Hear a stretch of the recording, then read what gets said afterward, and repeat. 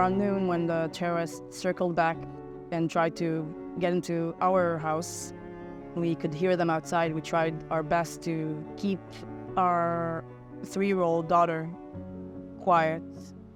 Having been third-generation Holocaust survivors, the first thought that went through my mind was the mothers in the Holocaust, sitting there hiding from the Nazis with their children, with their toddlers and babies, and having to keep them quiet physically.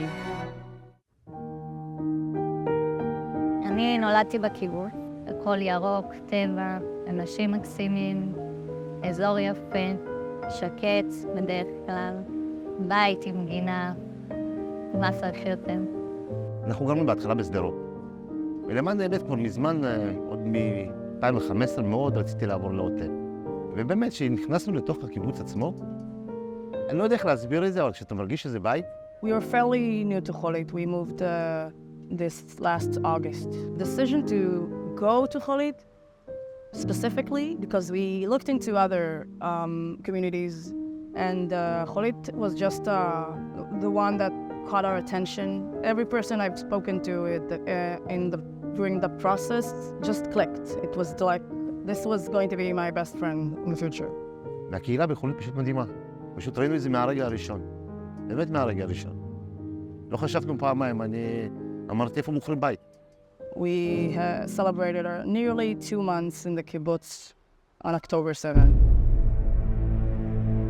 On the 7th of October, I was at my daughter's house, and I'm the second in command of the emergency team of Cholit. 6:30 בבוקר התחיל מטח, טילים חזק מאוד, איזה 20 לדקה. So at 6:30, I already sent a message in the kibbutz WhatsApp to get into the safe room because of the missiles. אנחנו מבינים לפי וואטסאפ של הקיבוץ שמשפחות נעלמות שם ומחכים, אני לא אגיד לתורנו, כן, אבל כן, כן, זה נורא. A 7-year-old girl sent a message that she was hiding in the closet and that mom was shot. הם מלכדו גופות, מלכדו בתים, שרפו בתים, שרפו אותנו בחיים. איך החיים? עצובים. Our life from before October 7th will never return. But Cholit is my home, and I hope we can rebuild it. אני מגיע לפעמים לחולית לבית. אתה פשוט מתגעגע לבית. My daughter is asking about going back home every day, twice a day, for the past 50 days. And she's asking, when do we go back to Cholit? Everything they wear are donations because everything was ruined. יש הרבה מאוד אנשים עם עסקים קטנים, ואשתי. יש לה עסק בשדה אברהם. העסק סגור. התשלומים ממשיכים כרגיל, זאת אומרת, אף אחד לא עוצר את העולם.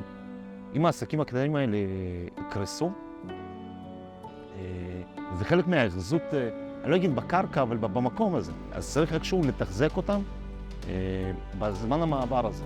As the days go by here in the hotel, families are losing hope and they want a better situation for their family, for the kids, and we need to